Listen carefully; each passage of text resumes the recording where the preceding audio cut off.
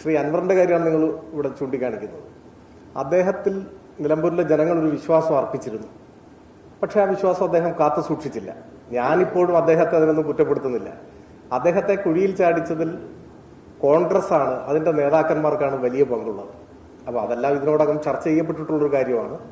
അവിടെ സ്വാഭാവികമായിട്ടും ആ സന്ദർഭത്തിൽ LDF-ഉം CPI-എമ്മും ക്യാമ്പയിനൊക്കെ സംഘടിപ്പിച്ചിട്ടുണ്ട്. PB അംഗങ്ങൾ ഉൾപ്പെടെയുള്ള മുതിർന്ന നേതാക്കന്മാരൊക്കെ അവിടെ വന്നിട്ടുണ്ട്. ഞാനും അവിടെ പോയിട്ടുണ്ട്. അങ്ങനെ അത് കാണേണ്ടത്. അല്ല, അങ്ങനെ ഒരുപാട് വ്യത്യസ്തതകൾ ഉണ്ടാവും ഓരോ തെരഞ്ഞെടുപ്പിലും. ഇതിനങ്ങനെ പ്രത്യേകതയൊന്നുമില്ല. അദ്ദേഹം ഇപ്പോൾ എന്ത് നിലപാടാണ് സ്വീകരിക്കുന്നതെന്നും എനിക്കറിയില്ല. നിങ്ങൾക്കാണ് ഒരുപക്ഷെ അറിയുക.